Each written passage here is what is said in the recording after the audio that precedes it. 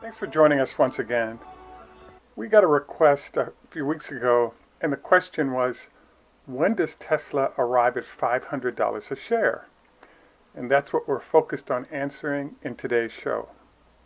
This is Greg for Teslafaninsight. Thanks once again for joining us. If this is your first time, welcome. If you're a repeat visitor, welcome back. We also want to thank our Patreon supporters. If you enjoy the show, would like some better ideas on investing and trading, please join us on Patreon. So, there's a great question out there, as I said, which is when will Tesla arrive at the 500 a share level?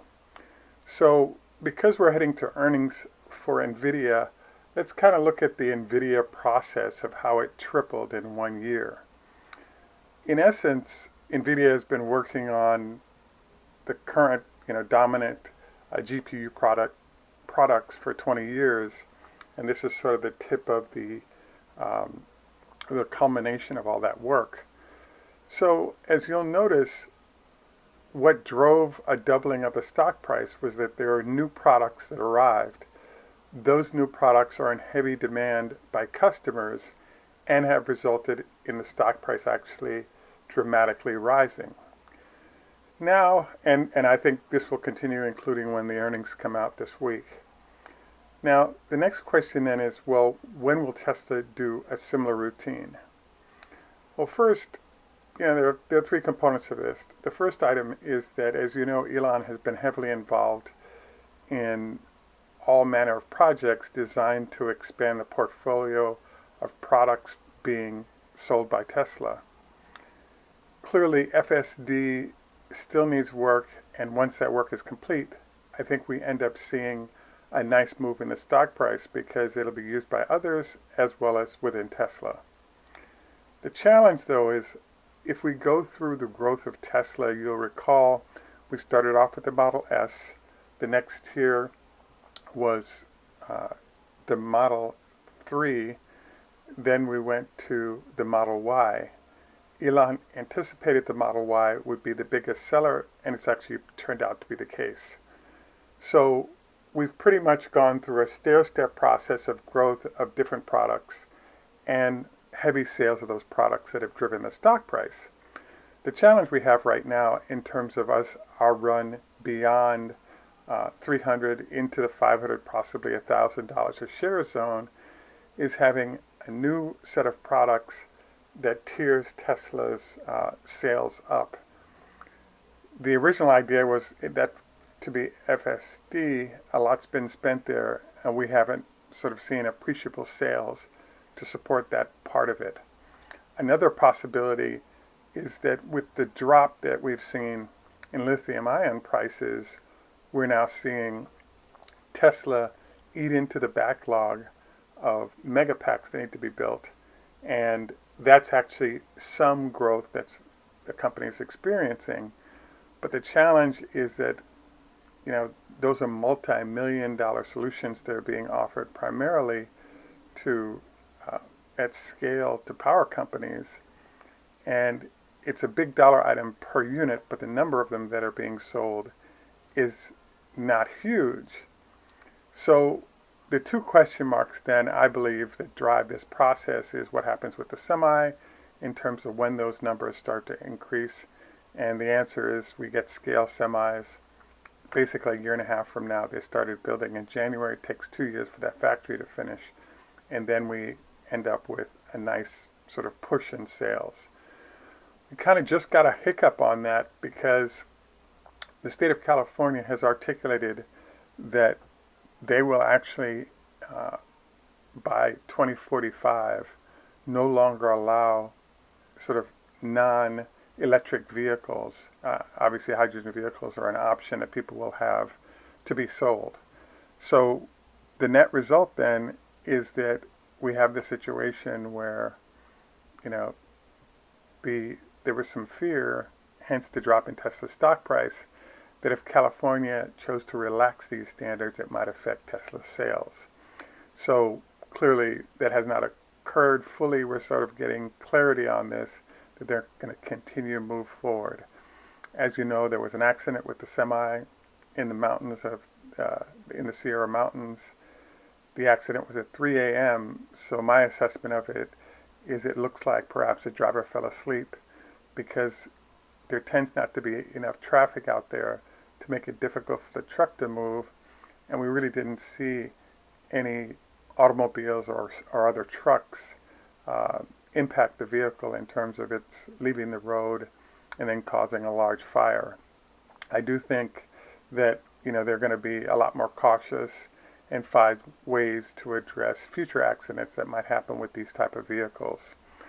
So with the semi sort of out as how we get up there, I believe that we end up somewhere in the 500 range in the first quarter of 2025. And the way I'm predicting these numbers is that, as you know, we do have the robots. And at this point, Elon has articulated we're somewhere 20, 30 robots on the factory floor or in general in the factory area.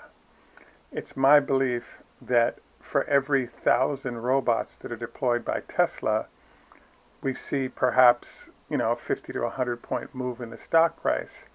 And once we get to a 5 to 10,000 number, I think that easily doubles the stock price because we now have those entities operating in multiple Tesla plants around the world, and we now have potential customers in Europe, the United States, and other places looking to incorporate those robots because they have an opportunity to see them operating in many different environments effectively. So, hence, it's my belief then that the next sort of walk up for Tesla's stock price is extremely dependent upon what's going to happen with the robot.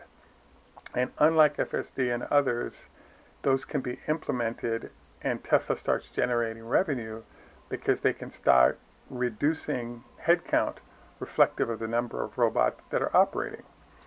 So will this happen? When will this happen? Obviously, the contingency is the more numbers of robots deployed, the higher the stock price goes. So it seems the way Elon is choosing to reveal information about the robot headcount is at quarterly meetings. I believe that there will be other sightings in terms of photos, etc., because there are a lot of situations that come to mind that we kind of saw that made sense for the robot. For example, when a semi arrives with a load of palletized parts for the vehicles in Fremont, you now have the ability of a robot potentially to either get on a tractor or push a floor-based dolly to go into those trucks, pull those products out, and set them up at the front of the production line. So, therefore, my sense of where things are is that, we're at about 50 robots, maybe even 80 robots between the research facilities in Palo Alto and the Fremont factory. And so we now have a number of factories into which we can load those robots, be it where the megapacks are being built in Lathrop, California. It could be, obviously, building Cybertrucks in Texas. It could be, building out all the vehicles that are being dealt with in Fremont. But in essence, this is a huge opportunity for Tesla to maybe cut headcount 10 or 20% by going to robots, and also develop a new product that a large number of other entities, particularly, I think, places like fast food places, would be an ideal location to ship these to. So that's our answer for today. I believe that for every 1,000 robots, it's equivalent of perhaps $100 a share in Tesla's stock price.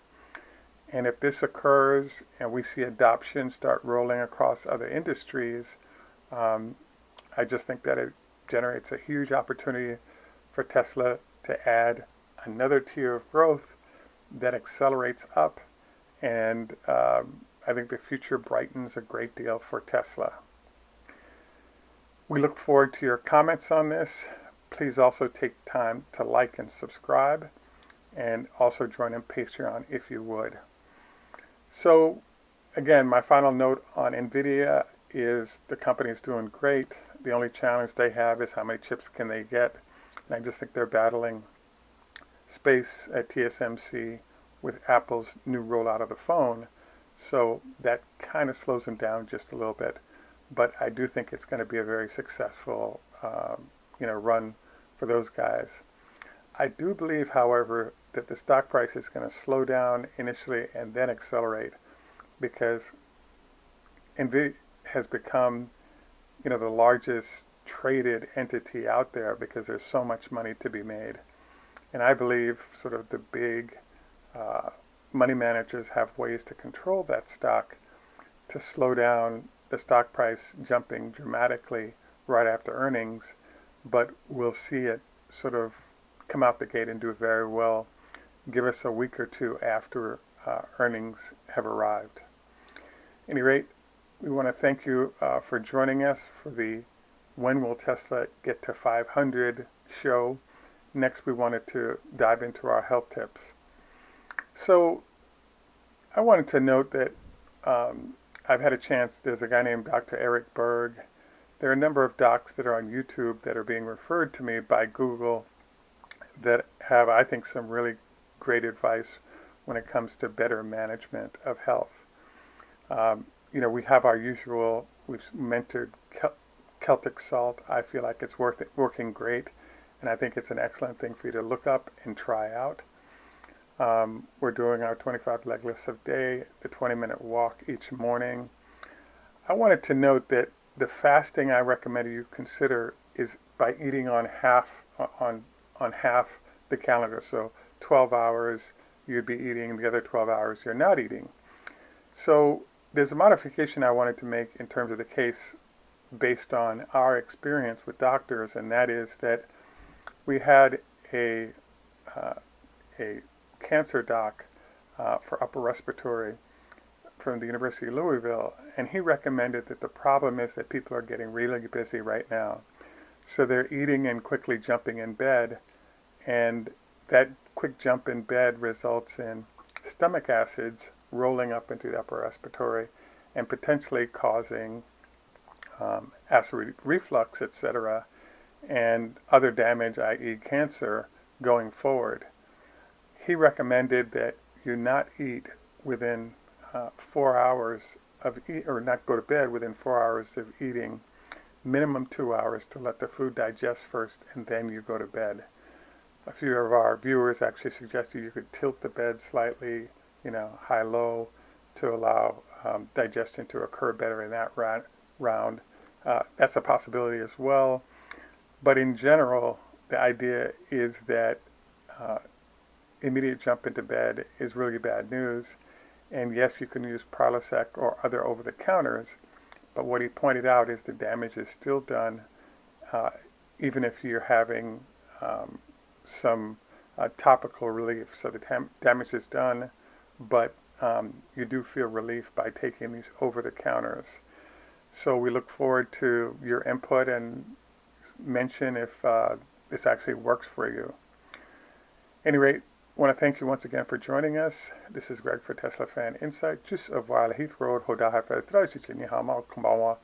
And in Jamaica, we say enough respect, walk, Woodman. Thanks for joining us. Have a good day. Namaste, arrivederci.